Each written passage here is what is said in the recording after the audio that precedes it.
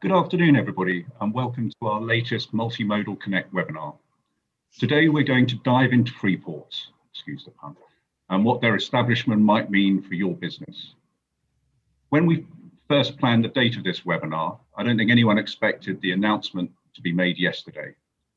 And as you all know, 8 English Freeports were awarded their status in the budget by the Chancellor yesterday. One of the hopeful but unlucky bidders was the Great Western Freeport, of which the Bristol Port Company were a supporting partner. Their CEO, David Brown, was due to be a panelist here today, and he was prepared to join us, but he also felt this should be more about winners, and he didn't want to detract from their success. And as you'll hear in a minute, our panel have had some notable successes. You're viewing this webinar on our swap card platform, which allows you to ask the panel questions, so please do. The comments and question box is on the right of your screen. You may see a live discussion button there as well. Please click on these to pose your questions and thumbs up any questions that you like the look of. That way we'll be able to choose the most popular questions for your panel. The platform also allows you to network, arrange meetings and video calls with other participants, so please get involved. Anyway, to kick things off, it gives me great pleasure to introduce your moderator for the afternoon, Frank Rowbottom. With a career spanning almost 40 years in the ports industry, Frank is uniquely qualified to moderate us today. Some people call him the godfather of Freeports, and he was the manager of Liverpool Freeport from 1984 to 1994, and has been an advisor to the current bid from Liverpool City Region. Frank has held senior commercial positions with the UK's largest port operating companies, ABP, Mersey Docks and Harbour Company, and Peel Ports Group. Although retiring in 2015, Frank has continued to be connected to the ports and shipping business as a consultant. He is also a director of Mersey Maritime, the second largest maritime trade association in the UK. So Frank, please can you welcome our panelists and also introduce another David, David Gwynn, who was very kindly agreed to step in for David Brown. Thank you, Robert, or should I say Roberto. It's great to be involved here in the winning enclosure with so many successful applicants, not a loser here. So I'm going to start this webinar unusually by saying a toast to our panel members. Congratulations, and I really do hope you enjoy the next few years developing what hopefully be for the country a very, very successful initiative. So well done, chaps. I think I'm going to start by, first of all, before I introduce my colleagues, to give people a bit of time to think about free ports and free zones, is just to outline very briefly what the government policy is. So the government have announced 8 free ports, and what free ports are in the UK under this model is a combination of customs duty allowances, suspension of import duty, import VAT, etc. But also, as importantly, tax benefits, the suspension of national insurance contributions, stamp duty, capital tax allowances. And these are big regeneration initiatives. And for the free port bids to succeed, they had to have a port as part of the process. So this is what we're talking about. And in terms of the government's objectives for free ports, there were 3 major objectives. One, to establish national hubs of global trade and investment, to regenerate and level up the economy. And the third objective was to create hotbeds of innovation. So our colleagues here today are responsible for putting bids into the government to secure those 3 objectives. So that gives you time to think about what we're actually talking about today. It gives me great pleasure to introduce the panel members individually. And our hero today has to be David Gwynn, who under very, very short notice has stepped up to the plate and now will help us understand the development of the Humberside Freeport, which I know would be complex, covering both the south and the north bank of the Humber. And I know that David, in connection with ABP, have done a fantastic job in producing the result that they have. So thank you, David. Tim Morris is the Chief Exec of UK Major Ports Group. So the Major Ports Group of 8 or 9 members is the organisation that represents those port interests. And I think I'm right in saying that at least 4 of those major ports groups, if not more, have been successful in the Freeport bid. So Tim will have now another level of work to do in negotiating and discussing with government what they are the ingredients of the Freeport, particularly in relation to port operations. Tim has a fantastic background, particularly the steel industry, with the McKinseys. I mean, this guy's a very, very capable person leading the UK Major Ports Group into a very exciting area. Then we have Art Hiller-Lambers. Art is commercial director for DP World.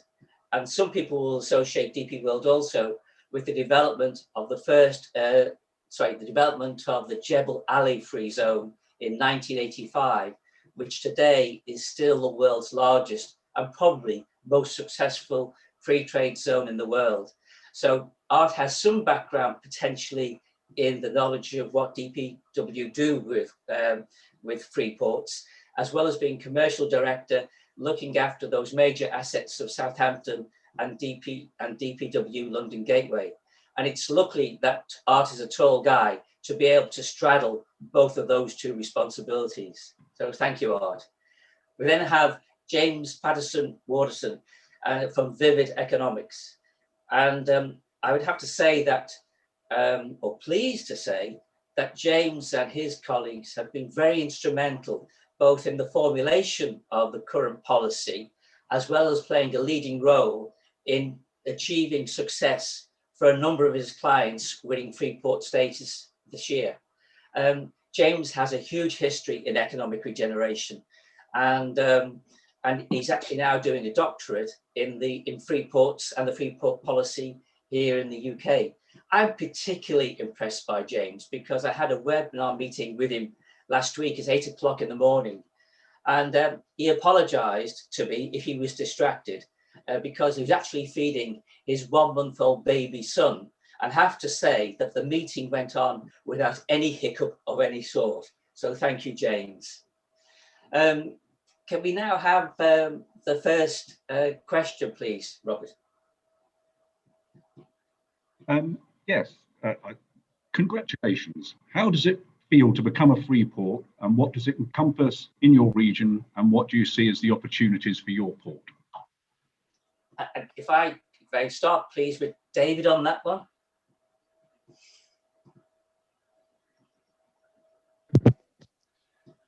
Thank you, Frank. How does it feel? Well, obviously we were delighted to hear the announcement in the budget.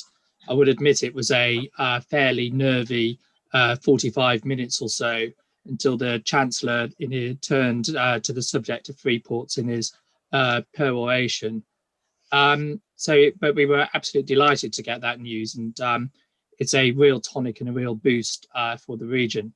I think if you've seen any of the local reaction in the press, in the media, on Twitter, and the like, it's being embraced wholeheartedly by the region as a real opportunity to transform and institute a step change in the region. Obviously, as the home to some of the country's largest ports, such as Grimsby, Immingham, Hull, Goole, we cover a very large geography and a very wide range of businesses. So I think, for us, the key opportunity is working to, expand on and embrace what are going to be the global trends that are going to influence the development of those ports and the development of that region over the coming years. And frankly, I think I see the biggest of those being the energy transition. The Humber is already home to significant facilities such as the offshore renewable energy catapult, or at Grimsby, the home to the Siemens blade factory at Greenport Hull, home to several of the operations bases for the offshore wind industry. And I think the other announcement in the budget around funding of key infrastructure for the Able Marine Energy Park is equally significant.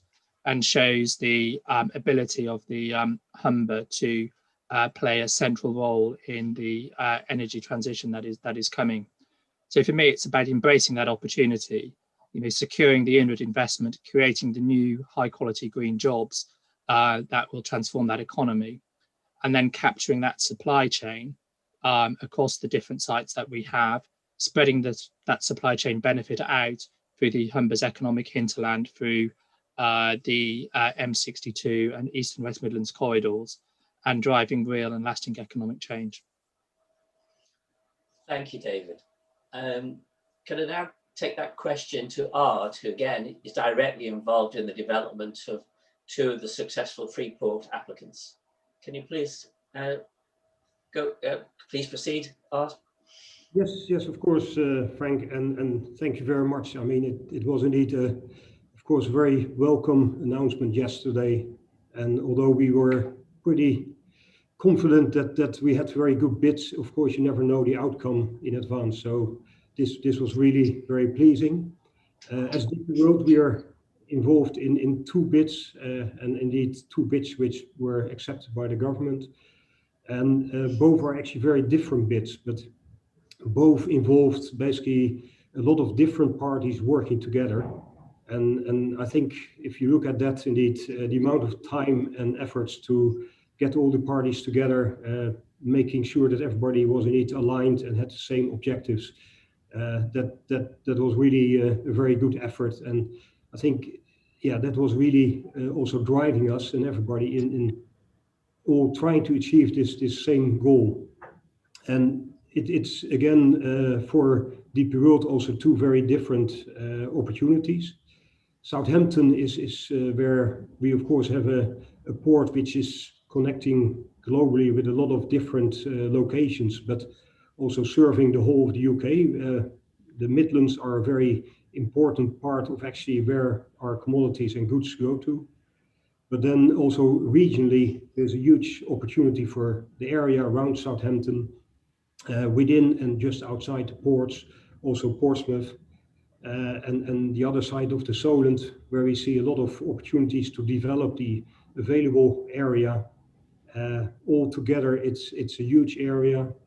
We are very excited that this is all going to take place.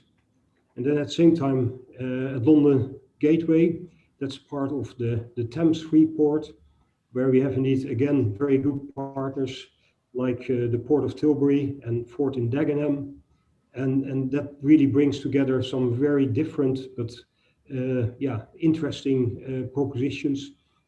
Again, indeed, looking at innovation, looking at possibilities to create growth and jobs and generate investments. And of course, as DP World ourselves, we have the large port at London Gateway, which is a port which essentially has the largest number of different direct connections globally to any other UK port. And of course, to be able then to develop the logistics park we have adjacent to that port, together with this opportunity of a free port is really excellent. For us, this is really creating a window to invest, a window to basically generate new business and indeed attract new investments, both for manufacturing and for logistics services. And then indeed there is a lot of focus indeed on what can we do with the future economy, and especially indeed the green economy, where we are looking at what are the opportunities to reduce emissions and things like that. So all in all, it's an exciting period which is now starting, and for us it's really saying to everybody we are open for business, and we look forward basically to take this to the next level of investment. Can I just ask you one question there, Art? Is that you've got two bids, and but one, particularly the Thames bid, is unusual in one respect, because you've got the Port of Tilbury and Forth Ports, and you've got Ford Motor Company as well, who are major participants, partners in the bid. How do you see that collaboration working in certainly in the short term to kick the project off? Yeah, well, we of course have been working over the last year, especially the last year, I would say, in putting the bits together and making sure indeed that we are all aligned. And the good thing is that we see a lot of synergies coming out of the different elements. And indeed, if you talk about Ford, you're talking about innovation, and there are ideas indeed of generating new types of engines and other things. So it's really exciting to be involved in that part of it. And then if you look at the Port of Tilbury and London Gateway, you can basically argue that we are basically complementary. There's a lot of different streams going to both ports, which are really quite different. And there's actually relatively limited areas where, let's say, we have some competition. But I would say, both ports have very different propositions in what they can offer to their customers. And in that sense, it works really well to be working together and doing it in this way rather than maybe say, oh, there's a little bit of area where we are competing. Okay, thanks. And Tim, what's been the reaction from your members, and also the response to the question that Robert gave us? Okay, so I think 7 of our members are involved in at least one of the Freeports bids. So it's been a very interesting process to get to this point, and I can confirm that that David and Art's nervousness was genuine. There was genuinely no pre-briefing of who was going to get what until the Chancellor's announcement. And in terms of Robert's question, I think the Freeports bids, actually the conception, but certainly the bids that have come forward, they have national benefit, and as Art has said, links between all the way up supply chains, for example, into the Midlands. So that's value to the UK, not just around the port, but throughout the UK. And as David's pointed out around the low carbon net zero transition, that's real value to the UK, real sustainability value to the UK that these are delivering. In terms of the regional reaction, as both David and Arta said, they've been well received locally, and to sort of touch on a less champagne aspect, the UK's poorest communities are largely clustered around its coast. It's something of a scandal for an island nation, but it is true to say that many of our coastal communities face very significant levels of socioeconomic challenge. That's in the north, in the south, Thames Estuary, down in the southwest, etc. So here is a real opportunity to bring jobs, investment, prosperity to areas that really need it. So I think that is borne out in the sort of regional reaction that we've got. And I'll just finish by saying, Frank, that I've been in the privileged position of seeing a number of the winning bids at a very high level. And what struck me is the level of ambition and the scope of those bids. So not just about here's a bit of land, we'll put a fence around it, we'll put some sheds up, etc. That many people might have thought about Freeports, a number of months ago. Here are things that are really supercharged, regeneration, economic development areas and areas of opportunity that also deliver for social value as well. We've talked about sustainability, but some of all of the bids talk about their proposition in terms of skilled jobs, commitment to high standards of environmental protection, but also employment. It's been really, really, it sounds trite, but really quite inspiring to see how some of these bids have developed and the level of ambition that they have for economic, but also social value as well. Actually, if I could just take you, add on to what the comment that you're making now, and drawing from the observations, is that what's really interesting about this policy is that it was the encouragement of the ports to be part of what is a regional policy. And we've all been in the business, and sometimes our problem is that people see the ports as a fenced off area that not many people actually see. This policy actually draws the port community into a regional policy. And I think, certainly from your perspective in representing the port industry, the majority of us at least, is how it will allow the port companies to be playing an even more active role with the community at large with this exercise. So I think that will actually strengthen the port community in the future. I don't know whether you agree with that, but that's my personal view. Yeah, and I think I don't know whether it's always been the case, but it's certainly been the case over recent decades where ports have played a catalytic impact for role in terms of job creation, prosperity, investment, not just in the port estates themselves, but in the broader hinterland. So you could go to Tilbury and see Amazon facilities. You could go to Teesside and see Tesco facilities, as David said. You go to Hull, you see Siemens facilities. It's that they have been playing that catalytic role in regions that really and areas that really need it. But what's been again quite inspiring is to see that the way that the port operators have stepped up through this Freeport process and really played a leading role and a sort of anchor role within these broader coalitions of not just businesses but also local government, local skills providers, innovation hubs as well. So it's been a fantastic sort of evolutionary process to see happen in what has been a relatively short space of time, as I'm sure Art's, James and David's sleepless nights will attest to. And for you, James, because you've seen the big picture, because you've been involved in policy development either with clients, being supporting clients in their bid, and in answer to Robert's question, how do you see the future for those clients, as well as from a national perspective in terms of maritime communities? So I think I'd pause there for reflection immediately, that this isn't just about maritime communities. I know that we have a focus here on this call representing the maritime ports, but the really interesting point is that East Midlands Airport was in that list yesterday as well.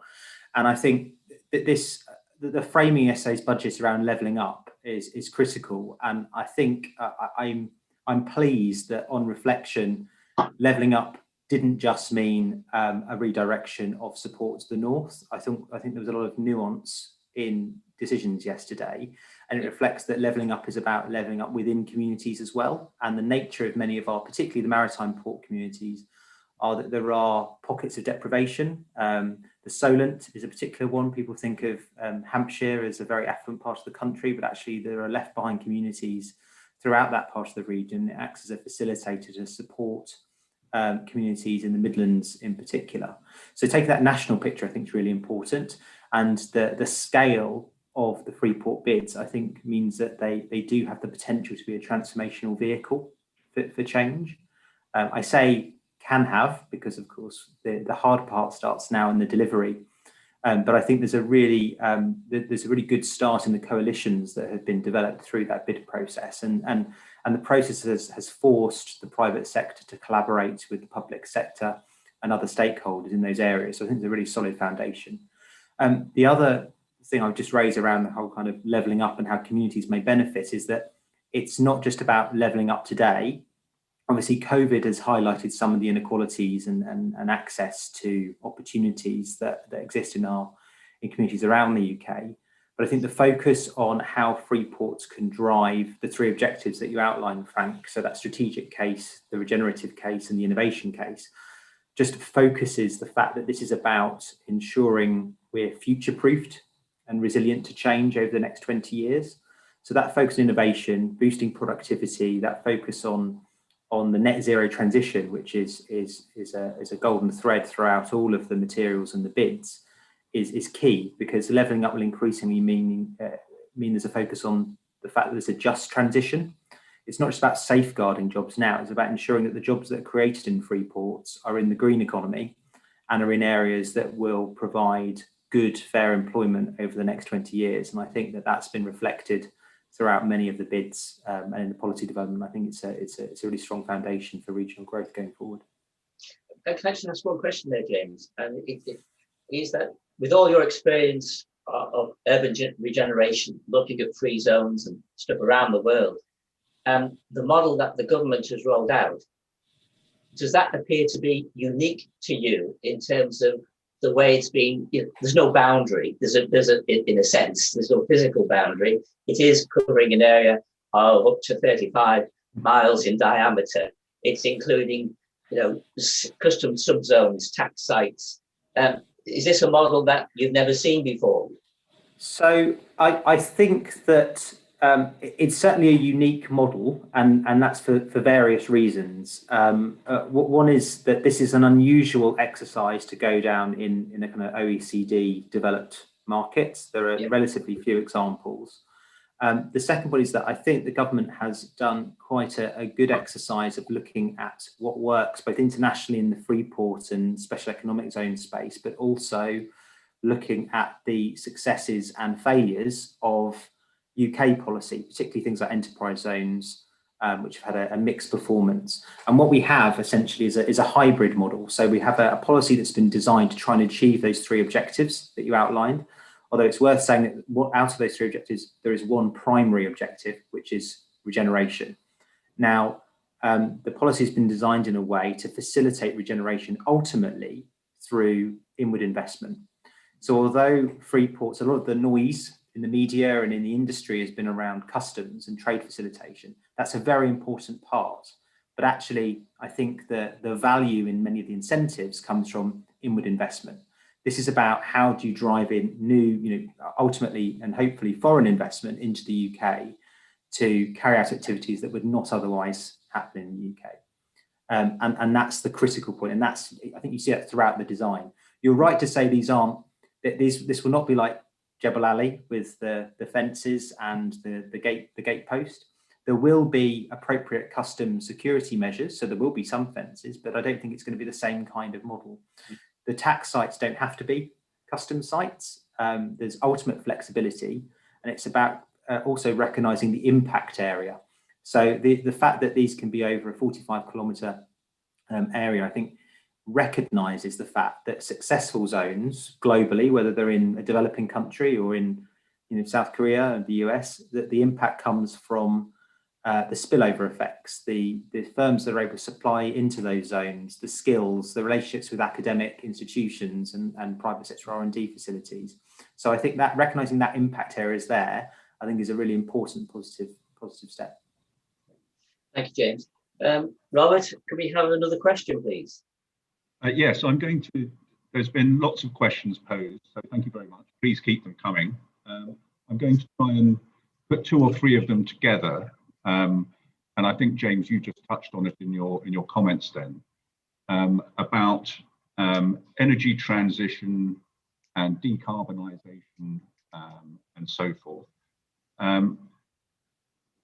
Were ports going to have to make a sort of energy transition anyway? And what steps or what safeguards maybe are in place to ensure that Freeports set off on a road of trying to minimise their carbon footprint? Okay, I'm going to throw this question to Ard, if you don't mind, about decarbonisation, what ports are doing in turning green, how actually this policy will actually create opportunities for innovation. Because what's interesting about this policy, to some extent, is that although we associate the Freeports and the ports with customs duties, a large element of the bid process is to prove that you can be innovative in terms of transport, particularly using the port areas as areas to experiment with new modes of transport or new fuels or innovation or artificial intelligence. So given the history of DP World as a global port operator, this can't be that new to you, because that's what you must be doing from a global point of view in any case. So could you start the ball rolling on this question, please, Art? Yes, Frank, of course. And maybe it's indeed good to split the question in two parts. I think, like Tim indeed said, and like both David and I have referred to, is that all the bids include some elements already indeed of basically energy transition and greener economies. and the innovation is indeed very important. So I've mentioned earlier that one of the main reasons why we asked Ford to join and why they want to join is indeed because we want to look at innovation, and especially indeed a car manufacturer with an engine plant in Dagenham. How can you indeed look at doing things new? How can you look at what is the future of cars? So in a way, I would not link that directly to the ports, but more at green innovation in general. See how can we do these things. And in the same way, in Solent, the partners in the bid have basically committed to establish a green growth fund, which is essentially looking indeed to invest in green innovation. Again, looking at energy transition, looking at the use of hydrogen. There's a range of different ways of how that can be used. And then against that, on the other side, there is indeed, as ports and indeed globally as DP World, we are keen to play our part in how can we basically become greener, how can we look at our carbon footprint. And that's where we've already taken several initiatives. And we are going to continue to do that over the coming years. It's an important subject to us all, and we need to think about our children. And that's where we already were doing things as ports, but we even want to go further now indeed and say, okay, as part of the free ports, how can we actually participate in that? And if you look at hydrogen, for example, are the things we can do with heavy machinery, which today is running on diesel. Can we make that run on hydrogen? And trucks are, of course, an important part in the whole distribution sector. And okay, how much can be done with electric trucks? I think we also need to look at other alternatives for trucks. And again, that's where these innovation bets can really help in driving the change from where we are today to a future where we use alternative fuels. Okay. I'm going to pass this question now to Tim, because I'm just thinking aloud here, is because the Freeport policies encouraged port operating companies to be involved in a process of innovation from a regional perspective. How do you think, Tim, that will also then reflect on how ports nationally would work together in these processes? Because there'll be some successful bids here that will adopt some innovation methods or opportunities, but that would be even better still if it could then be spread across the whole of the port industry. So it shouldn't just see to be my little, let's say, my project. It could be a UK port national project, if that makes sense. What do you think, Tim? Yeah, I think so. I'd agree with Art that basically, if you think about a port and its relationship with the net zero transition in three different buckets. First of which is what the port does itself. So as Art said, electrification and hydrogen, fuel cell fueling for port equipment. Then you've got the bit about the port as an enabler for zero emissions electricity generation, or in general, or in more broadly. And David gave some fantastic examples there of offshore energy and the role that the port plays there. And the third part is the port as a location for energy infrastructure in its own right. So that might be renewable generation, it might be hydrogen generation or processing, it could be battery storage, right? So you've got to think about all of those three things. And I would say that ports are making steps forward on each of those. The commercial case or the business case for some of them is different to others, more visible, more attractive than others, but nevertheless, ports are moving forward on that. There is a reasonable degree of sharing and learning that goes on across some of those areas, and whether it is good business, that necessarily stimulates that activity in itself. And indeed, part of the challenge for not just ports but for the country as a whole is to be ensuring that we have the viable transition as well.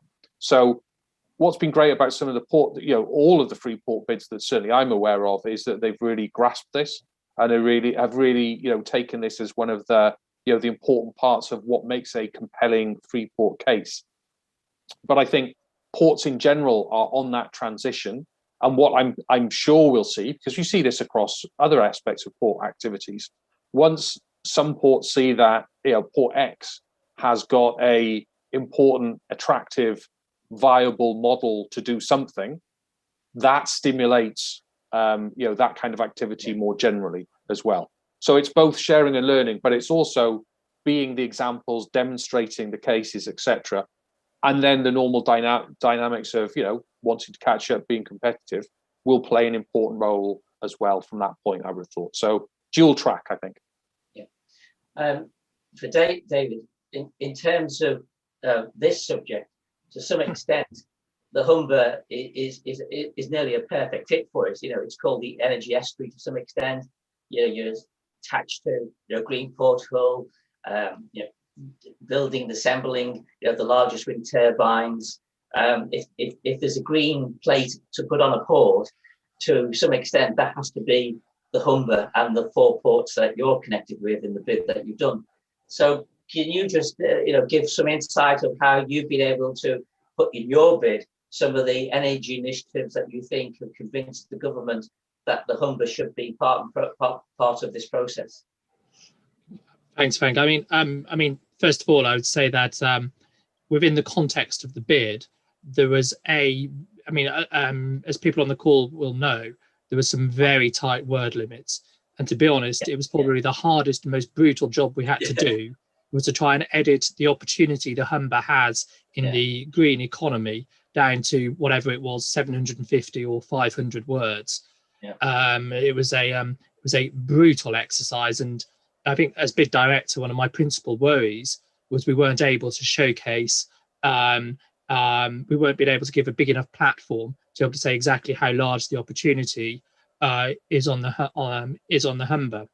I mean, we've touched on many of the things that are going on the Humber. I think there's perhaps 2 or 3 other points that I'd just like to sort of pull out of that.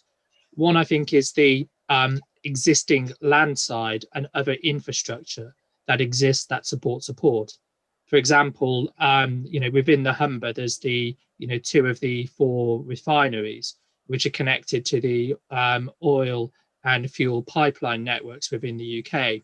So if and when those parties look to be able to move to greener fuels, it's a natural location to be able to exploit that existing infrastructure and those existing distribution hubs throughout the broader UK market.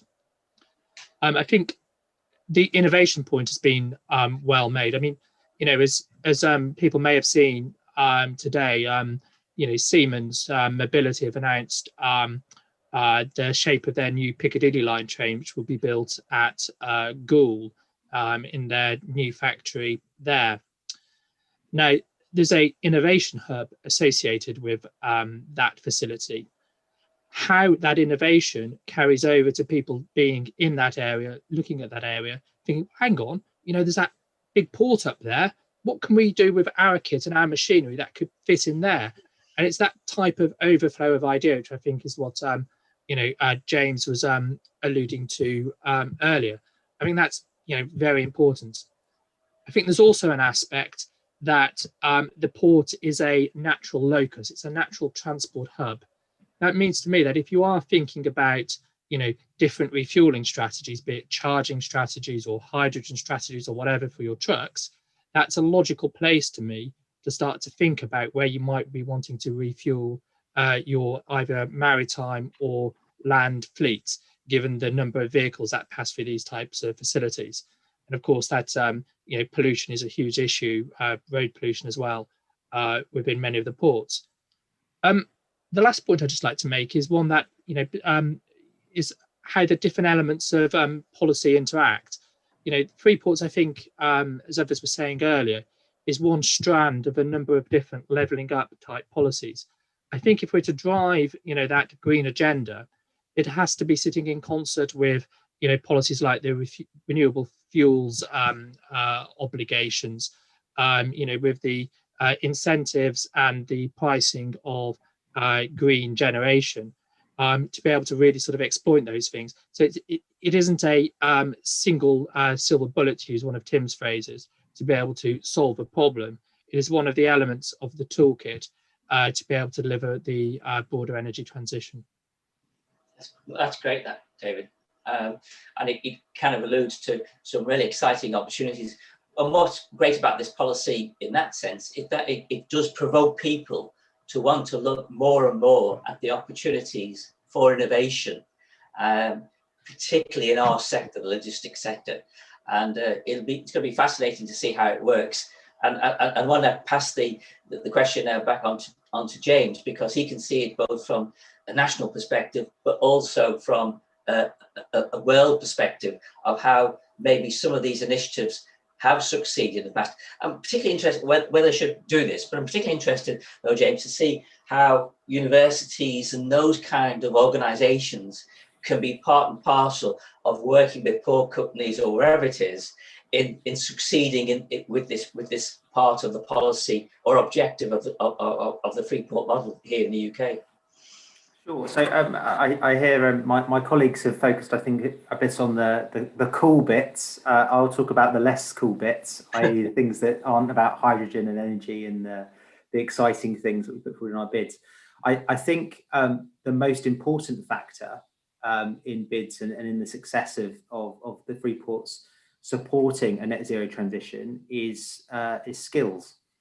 Actually, if we look at the challenges that we will face over the next to meet 2050, the 2050 targets, it's around a suitable supply of suitably qualified labour in the right places to support these growth industries.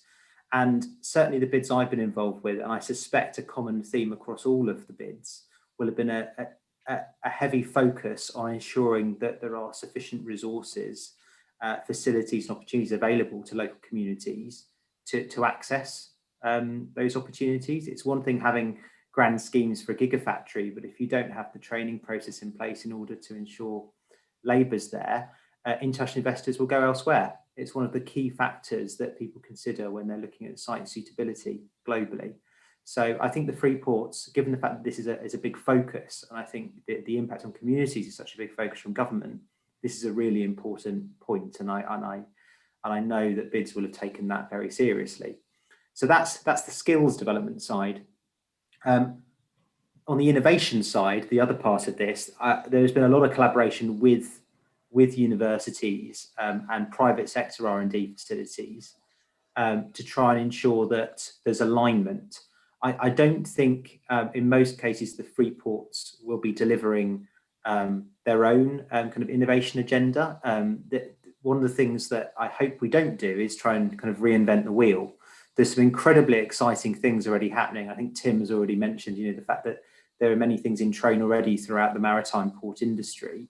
But what we're not very good at necessarily is aligning those things with the needs of communities. I think the Freeports can act as a national and a local mechanism to try and bring these different groups together to ensure that there is a relationship between the innovation that's happening, really exciting things in some of the universities in these areas, with the needs of local businesses, and critically with the needs of businesses that aren't there yet, because we're talking about new businesses.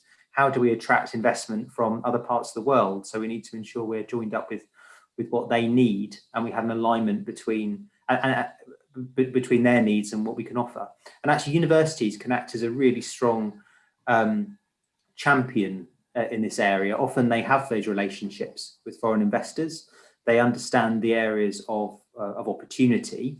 And I'm pleased to say they've certainly been involved in many of the bids, and that will be an area that they'll be helping to map out over the coming years. There are some specific opportunities within the Freeport prospectus. Some of this is clear, some of it is less clear, and I think will be stuff that will be made clear over the coming months. One of those is the regulatory sandboxes, and I think there's some really interesting opportunities to be able to trial novel technologies.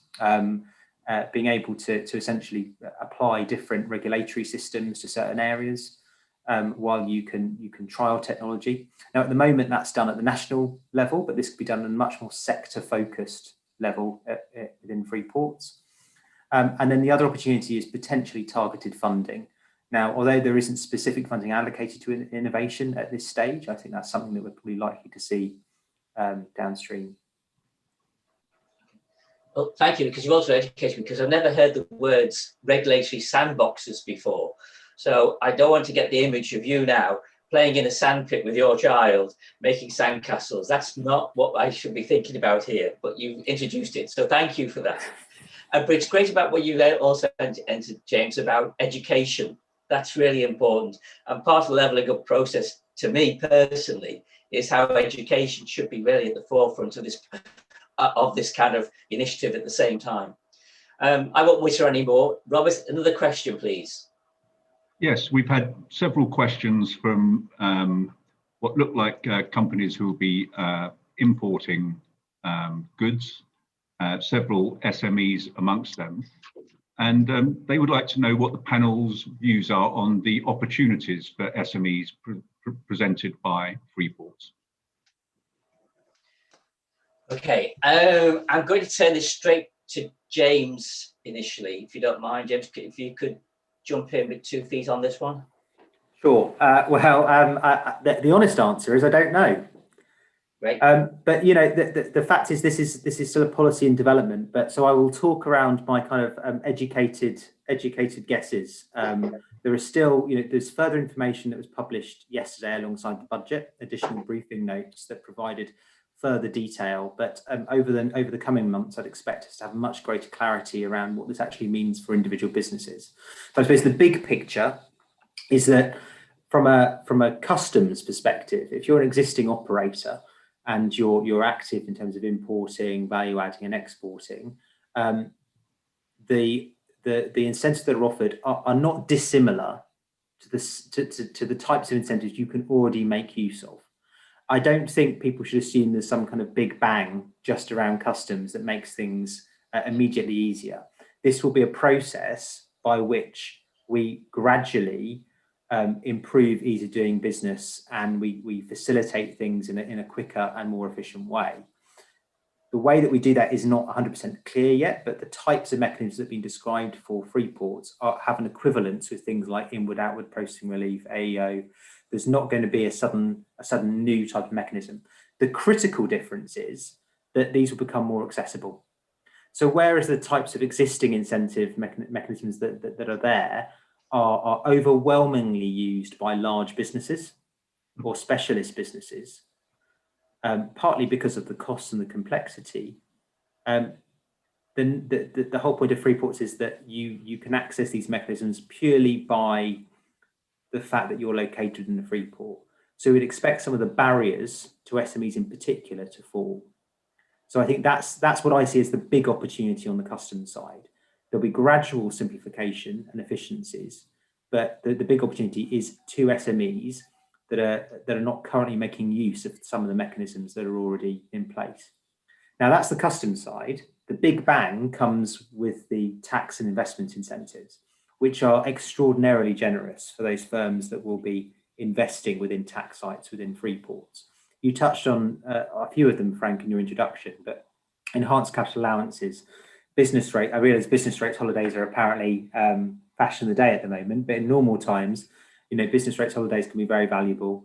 The employer national insurance contributions, stamp duty allowances, you know, an array of very generous incentives, and those crowded together alongside many of the other kind of softer mechanisms that will be provided through facilitated planning and the like, I think will offer a great deal of value to investors.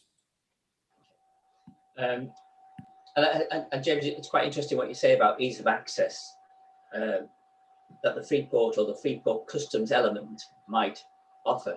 I mean, I'm personally concerned that there was no detail really about customs duties and how they're interpreted and how they're going to be implemented, because of my own personal experience of what happened in 1984, and which took a long time to sort out.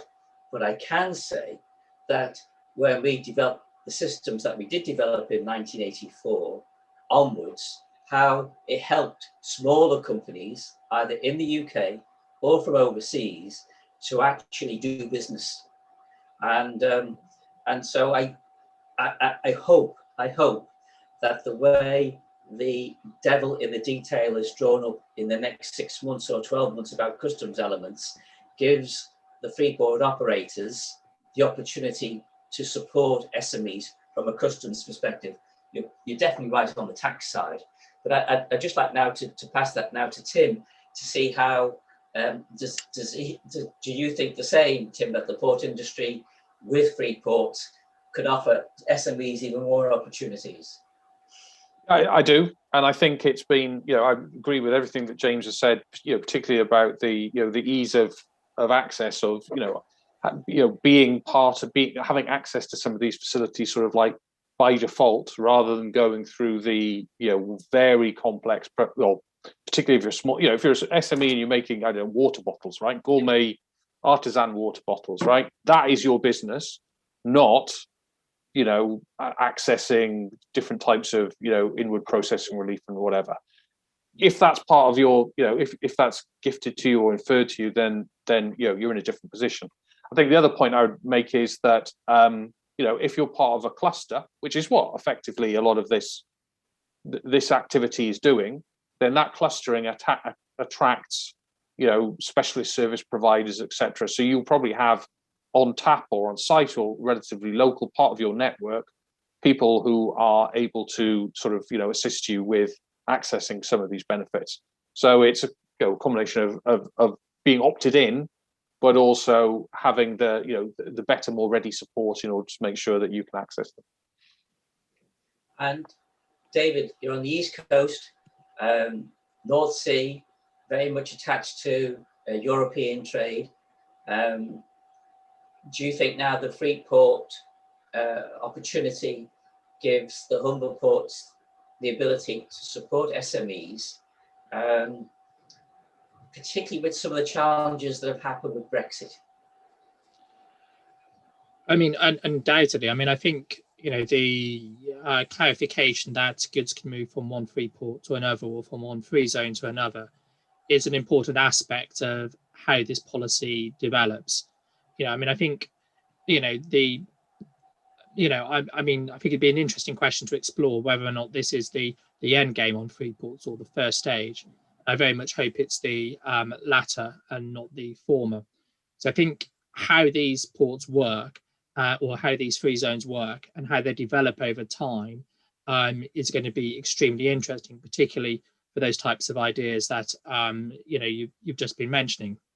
And the other point to me, which we've not really touched on here, we focused a little bit on the customs benefits, and I agree with what's been said.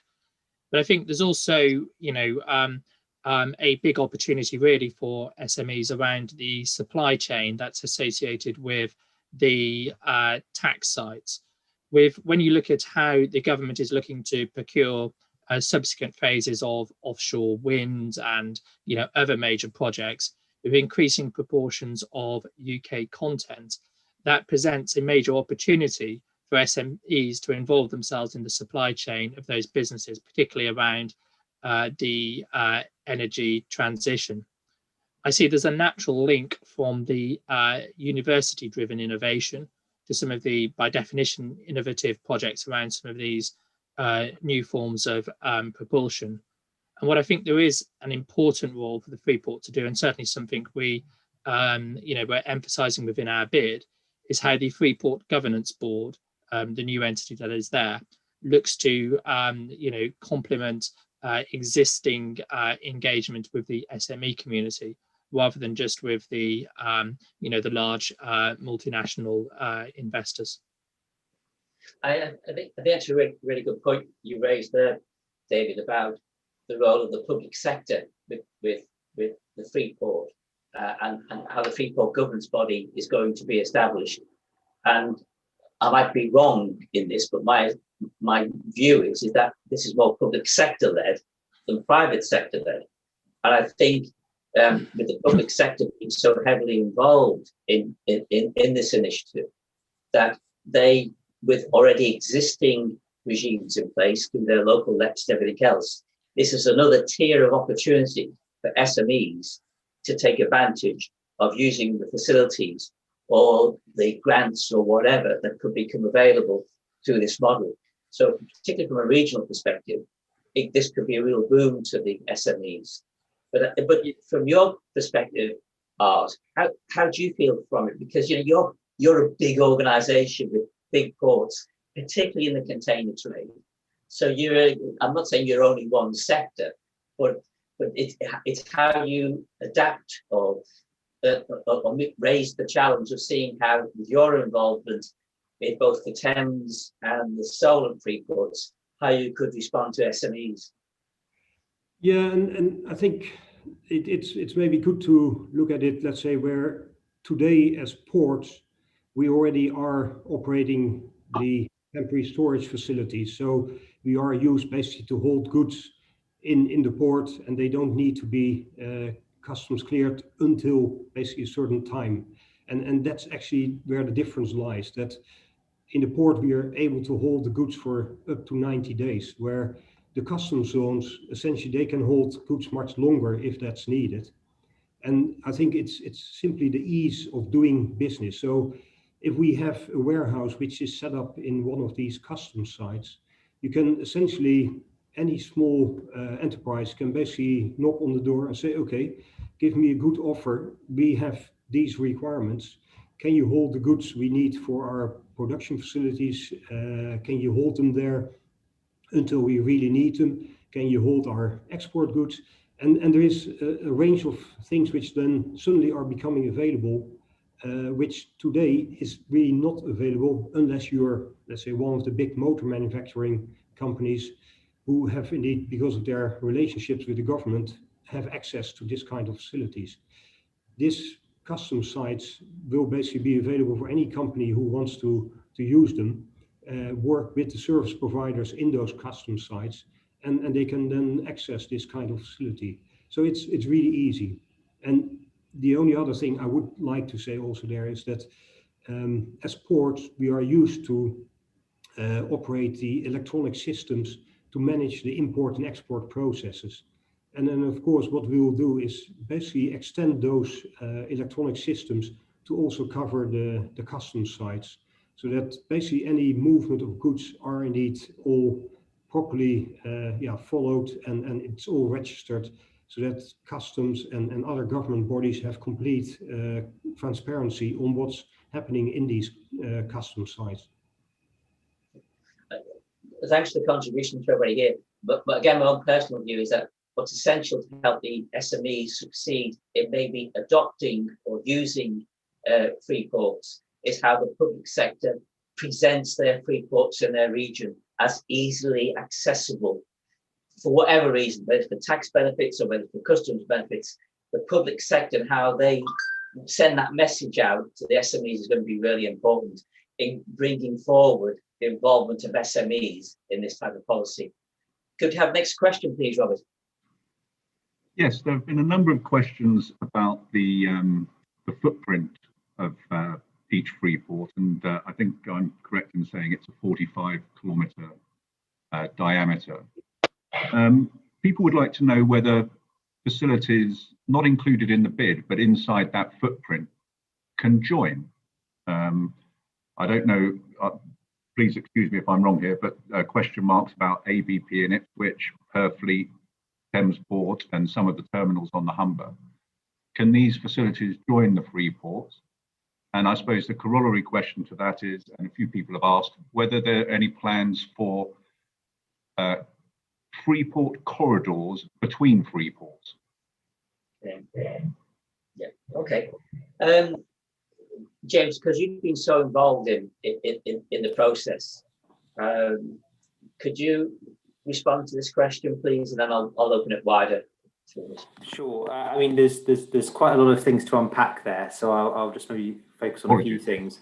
That 45-kilometre diameter is I suppose the maximum outer boundary. So an individual bid, although there are some exceptions, can't be larger than that footprint. Now, in many cases, bids will be a lot smaller than that. Now, all that needs to be kept within that footprint area are your tax sites and your customs sites.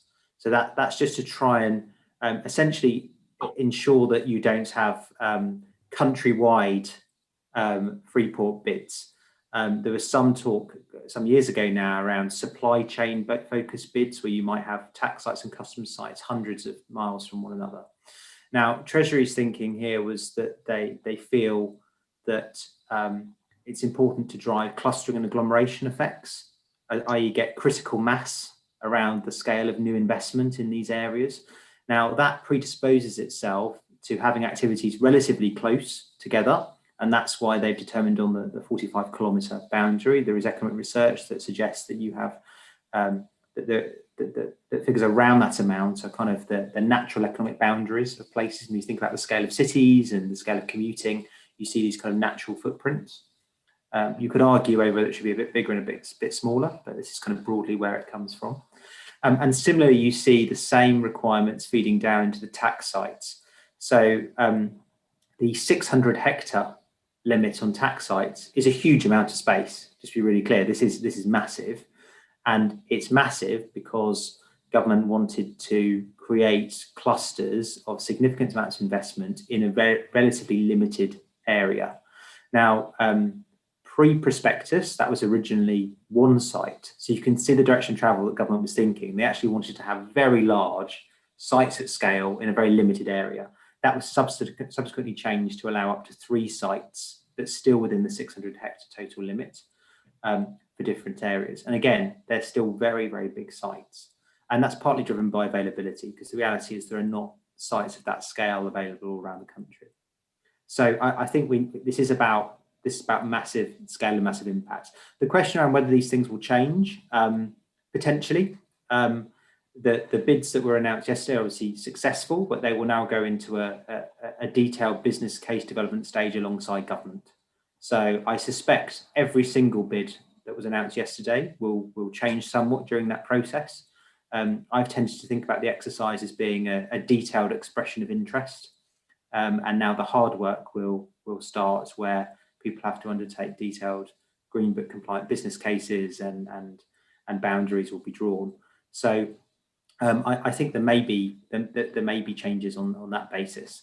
The final point around corridors, I don't anticipate that we see corridors in a kind of physical way, but I think that the next exciting thing, and I think David touched on it, is the opportunity for trade interaction between free ports in the UK, and also between free ports and non-Freeport ports.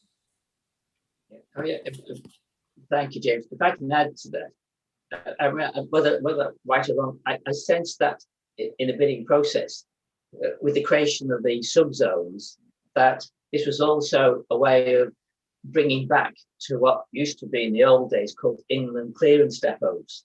So subzones could be used to facilitate the movement across the country under customs control to allow entry of goods either into a customs warehouse or into the domestic market.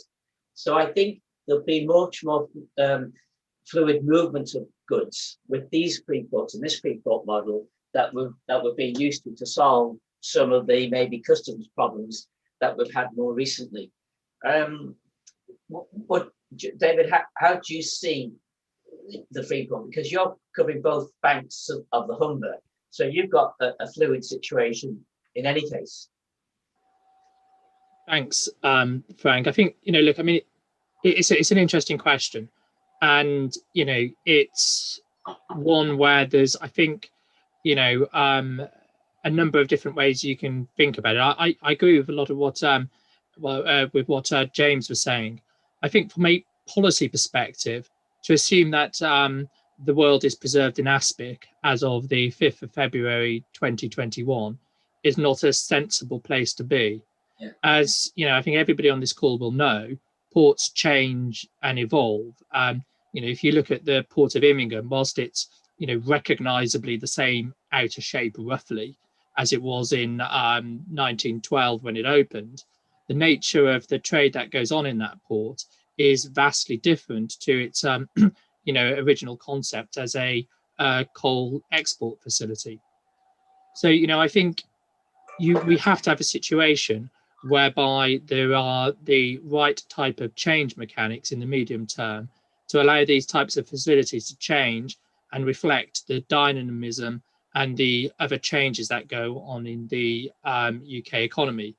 If that doesn't happen, I think the ultimate benefits of this policy may well be slightly curtailed. And I think you're right, Frank. There's these areas of 45 kilometres, they are hugely complex areas. They are not, one or two of the areas that we can think of may be slightly simpler or could be conceived as slightly simpler, but many of the areas are, handling a wide range of goods for a wide range of customers, for a wide range of, end users and industries. And again, I think that was one of the real challenges we faced within our bid, was to try and get a coherent proposal together, whilst recognising the complexity and the breadth of that economic reach of the region. Okay, and Ars, you mentioned about Southampton, for instance, reaching out to the Midlands. London Gateway, and both ports are Southampton or London Gateway are both rail connected very heavily. So you always see your reach as a national reach. So to some extent, how do you see this policy probably cementing even closer relationships with outer regional areas like the Midlands and so forth? Yes, and I think it's indeed sort of a reflection of what's already happening today, where you see indeed that the majority of the goods indeed is transported really far into the hinterland. And if you look at other free ports globally, and indeed DP World has a couple, it's very clear that the free port itself is only a catalyst almost for activities which then indeed spread out into the wider country and the surrounding areas. And indeed, we will just be a service provider for a lot of companies in the Midlands, where they can use indeed facilities which the Freeport creates in terms indeed of custom zones, maybe indeed some manufacturing and other elements, but to basically connect indeed what's happening inland with ultimately the ports itself, where you have indeed the global connectivity. So we can facilitate the exports of products and indeed the import of for example, half products which needs further processing. You don't have to pay the duties until they really leave the free zones.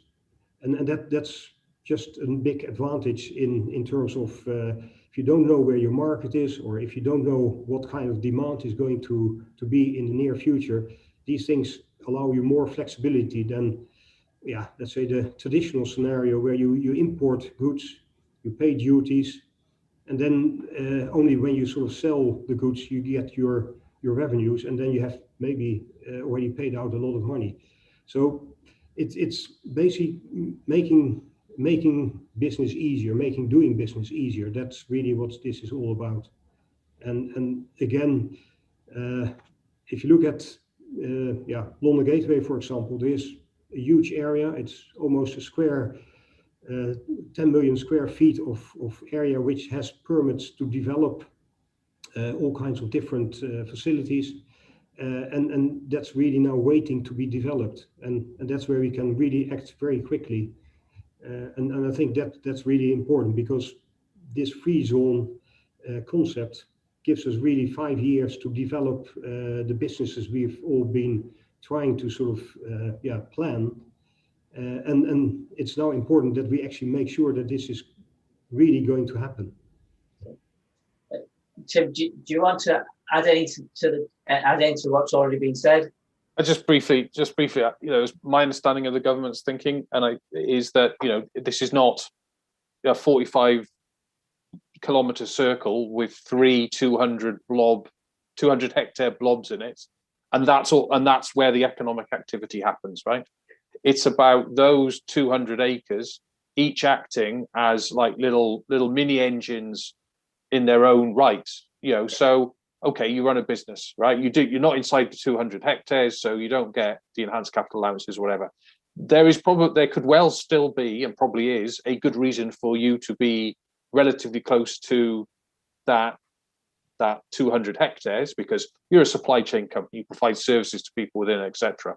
So what you get is this, in conventional terms, this clustering sense around it. So it's not just about the areas themselves. And this clustering discussion is one that we're having at the moment with the Scottish government, for example, around their Greenport concept or evolution or variant of the Freeports model. So that idea of clustering is a really important one to keep in mind. Yeah, I personally think this is going to be a situation where the spider's web.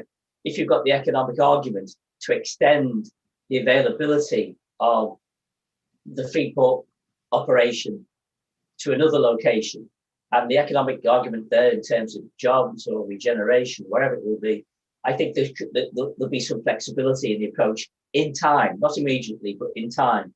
Because even with the port companies, ABP's got 21 ports, Peel have got X number of ports.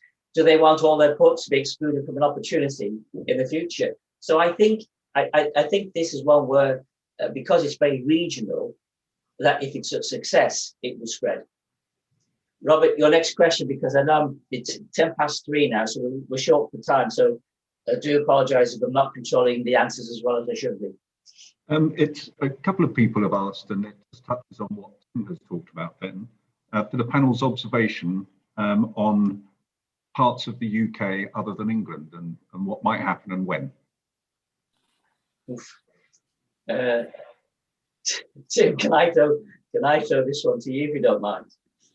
Yeah, so it was very clear yesterday from the Chancellor's framing of his announcement of the bids.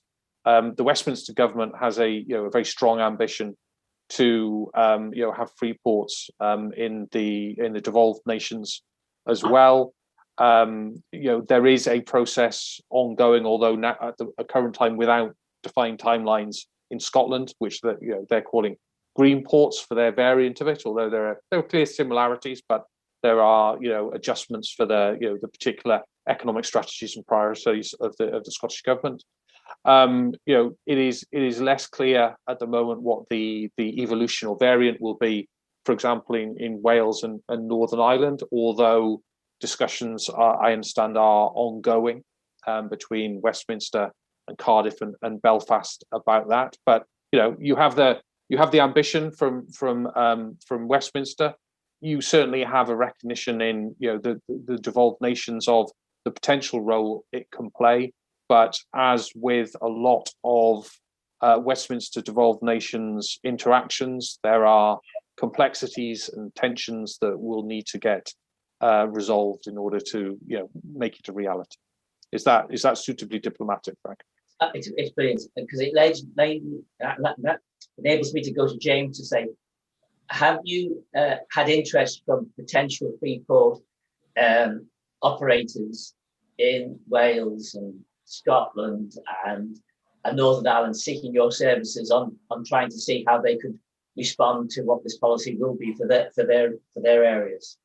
So the short answer is yes. So there's been a lot of thinking, and operators in Wales and Scotland are actually very advanced in their thinking. Some of that material is public, some of it isn't. So there's a lot of stuff going on behind the scenes. And I think, as Tim's just outlined, I'm very confident there'll be movement in Scotland quite soon, and it's quite exciting looking at their particular iteration of the Freeport concept.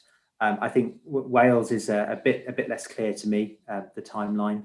One thing I would note is we don't work with anybody in Northern Ireland, but I noticed that in the supplementary material that was published by Treasury alongside the budget announcement yesterday, it provides further clarity around how tax sites would be selected and operate. And it makes clear in all of those documents that it refers to Great Britain and not Northern Ireland. Yeah. So I think there has been a lot of progress in forming the foundations for England, Scotland and Wales, but I'm a lot less clear about the programme, and I suspect that will now have, especially the treatment of customs, it will obviously be subject to the Northern Irish Protocol now, anything in Northern Ireland. Okay, I think, can we move on to the next question, if you don't mind? Because Yes. Dave and Art on, I think the way Tim and James have answered that question is absolutely fine for the purpose of our discussion. There are a few questions asking for some enlightenment, I suppose, between the difference between new investment and investment simply being transferred from one place to the other. Is there an idea of how much new investment Freeports will generate? Well, I think I'll go to David on this one initially, probably then cascading down to James and then beyond, to understand how you put your bid together to indicate maybe how many jobs could be created or how much investment, you know, the proposal might result in. Thanks, Frank. I had a horrible feeling you were going to come to me first. I know. I had a horrible feeling myself. I mean, look, it's a really good question, and it was one which was you know, expressly asked in the response template as to how we were to deal with you know, I think in economic language is substitution rather than incrementalism or whatever you new investment. Certainly within our bid, we focused very much on new investment. What were the sites that had the opportunity to be able to secure new business, ideally inward investment, as James and Tim were referencing earlier, rather than merely looking to you know, take business from elsewhere. I think, you know, the nature of some of the business which you know, we're looking to attract in the Humber is by its very definition going to be new business inward investment. That around the offshore wind industry or, you know, linked to energy transition is, I think, you know, by definition going to be you know, new business. I think that does perhaps just touches back almost a little bit on the point that to the points Tim was raising, I think, in the, you know, one of the previous answers, or a couple of the previous answers. One, which is, what is this policy for? Is to address levelling up, and to address levelling up particularly in those left behind coastal areas, and that is to generate, you know, new jobs in those areas. But I do think there's then a, you know, a subsequent policy question, which perhaps goes a little bit to that corridors question, which is how you make sure that the benefit of Freeports and the benefit of economic regeneration is felt in other areas where there is, you know, deindustrialization or transition from the former carbon economy. I do see that very clearly in, you know, South Wales, for example. I appreciate that's a coastal area, but you do also see it in some of the other towns, particularly of the Midlands and the North, and how I think we collectively think about, we extend the opportunities that are created through this policy initiative, and how it links in with other policy initiatives will be, you know, very important. I suppose the budget announcement yesterday, where the Chancellor talked about, you know, a super allowance for capital investment, will also accelerate the initiatives to encourage more new investment. And Absolutely. that window of opportunity over the next 2 or 3 years, that will be key, maybe even to the success of the Freeport policy. What do you think, James? Yeah, so I absolutely agree, and I concur with much that David's just outlined. I think the fact is, the Freeports on their own are. Let's just take a step back and look at it from the perspective of an international investor. If you're going to, if you're interested in investing in a very large facility somewhere to undertake manufacturing, you will either yourself or you will engage a consultant. You will undertake a kind of site assessment exercise. You will set out the things that you're looking for, and then you will have a long list of sites. All a Freeport does is move sites in our areas of focus in the Humber or in Tilbury further up that list. A Freeport on its own is not going to drive new investment. What it does is it makes a site more attractive to international investors and increases the likelihood that they will invest in that site. Now, everything that we do beyond those core incentives, the wider ease of doing business, the governance, having a receptive planning environment for local authorities, will also move you further up the list. And our aim here is to get to the top of that list to ensure that we capture the investment. A Freeport is just one mechanism to make us more competitive and get to the top of that list. Other factors will include the things that David just referenced, the wider context, the ease of doing business in the UK generally. So Freeports will not necessarily deliver these things on their own. They're just one of the various mechanisms that we can utilise to make ourselves more competitive. And with that in mind, you'll have seen, and it always puts a shiver down my spine when I see articles and talk about tens of thousands of jobs. It's the nature of being involved in this type of activity that the media and everybody touch on the maximum capacity. So in most cases, when we talk about jobs, we talk about these sites at full capacity can deliver this scale of employment. Now that's based on lots of assumptions, based on the types of activities that are planned there, that are based on what we're really talking about is these sites can accommodate this much.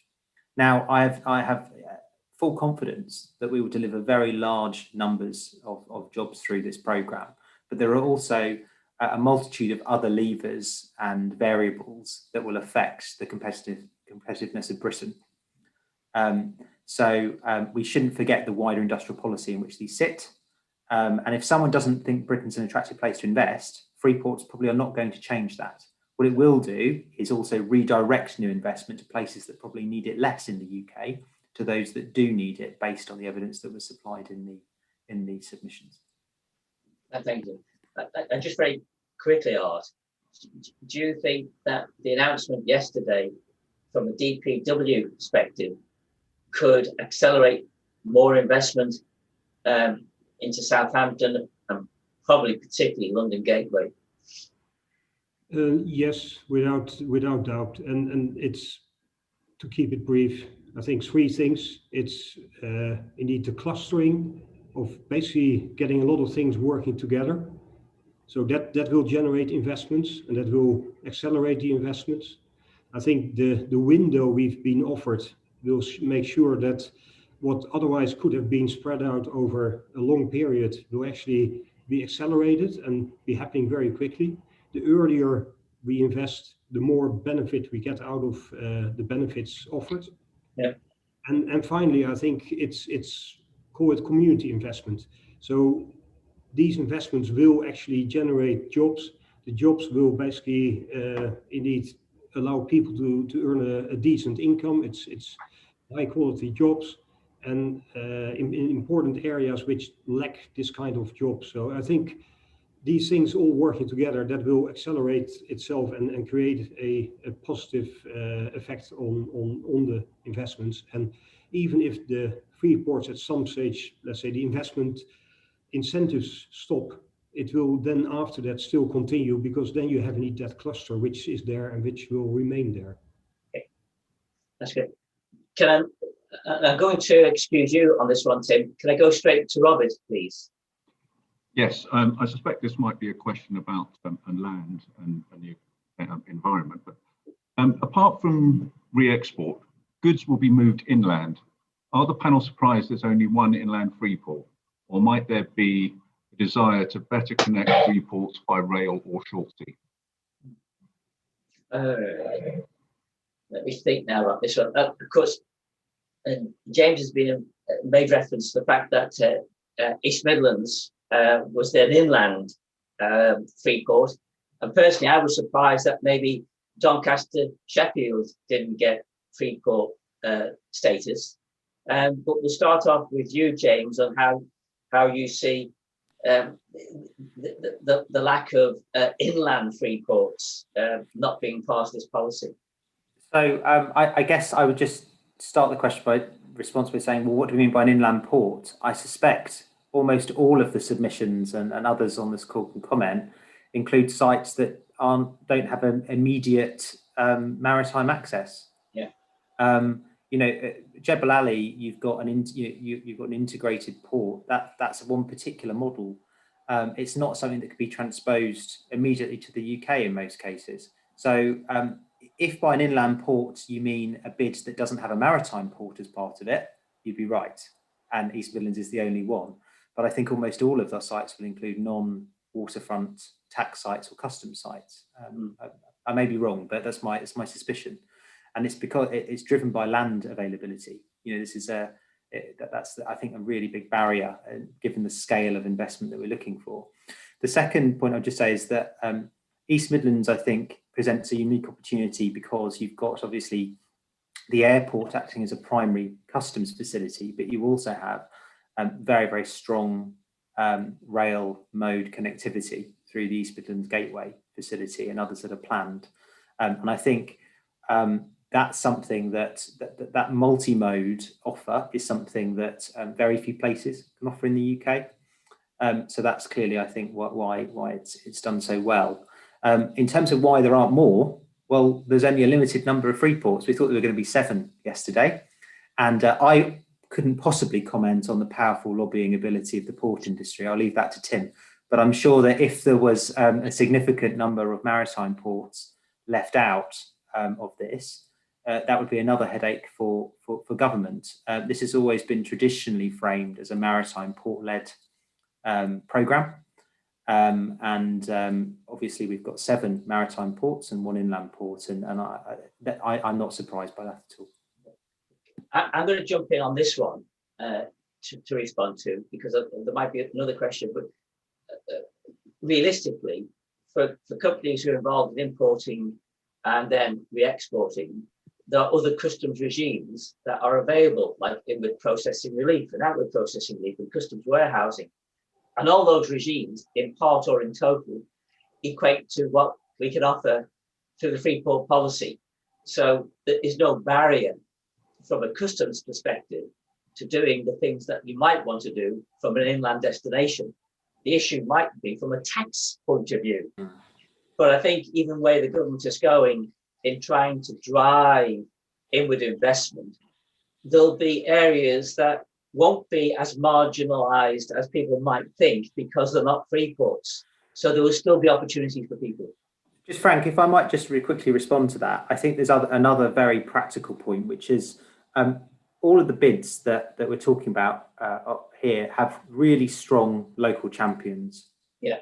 And in order to prepare a bid, it's a very complex, potentially costly exercise. There's an awful amount of work that's gone on to prepare these, and you know, my commiserations go to those areas that weren't successful, because a lot of effort will have gone in across the country. Now, to do that effectively, you need a local champion. Communities with a maritime ports have that champion naturally, an organisation that has quite often been part of the policy making process, has the knowledge and the understanding about what's required. Many inland rail terminals will not have that. They might not even have had exposure to the policy. Airports probably came to this whole debate, you know, a year or 2 or 3 years after the maritime ports. Yeah. So there's also just some natural selection in how bids have developed over that time. If I could come in as well. Yeah. So just, of course, within the Humber bid, we do have the Port of Goole, which is the UK's most inland maritime port. And I would, of course, be shocked by Mr. Bird if I did not point out that somewhere like East Midlands Airport is within a 2-hour drive of the Port of Immingham, as is a vast amount of the UK hinterland. You definitely get a gold star there, David, from Simon Bird, the director of Humber Ports, for trying to promote ABP so wonderfully and so articulately there. Okay, we've only got a couple of minutes left, so I think we should move on to the next final question, see if we can answer it very, very quickly, Robert. Yes, and apologies to those people whose questions we didn't get around. I've tried to distill them all, but possibly just to sign off, we could have a one-word answer from each of the panelists about any surprise omissions, and it can literally be one word. I'll go to you, Tim, first. Yes, I think we argued from the start that there should be that it was the wrong idea to constrain this. I think there were compelling bids from people like Tyne and the west of England that didn't get through. They're still on the shelf. Hopefully there'll be an opportunity to look at them again. Actually, David, you know, you've got ABP with 21 ports. What do you think? I must admit, I think Tim has summed it up admirably in the way, you know, I think it's an inevitable feature of where there's a competition where you're going to select 7 or 8. that, you know, given the strength of the sector, the strength of some of the other locations, that people were going to have to be disappointed. I think I'd pick up what James was saying earlier, that, you know, if this policy is a success, why wouldn't you roll it out to other locations in due course? So that's a long way of saying yes. Art, do you want to make a quick comment on that? No, I think it's not really my place to comment on that. And James? I think I'd take the flip view, actually. I was, although there are, of course, commiserations to those areas that have lost out, but actually I think credit to government to limiting it. Special economic zones are not special if they're everywhere. You have to sometimes pick winners, at least for the first stage. And frankly, I'm impressed they limited themselves to 8 rather than the 7 they were promising. Okay, I just want to say thank you so much, panel members, for today. It's been absolutely brilliant. Cheers to the winners. Thank you. Thank you, Robert. Yes. And can I add my thanks to you, Frank, for moderating it, and to all the panel. Thank you very much indeed. It's been much appreciated. Thank you very much. Thanks.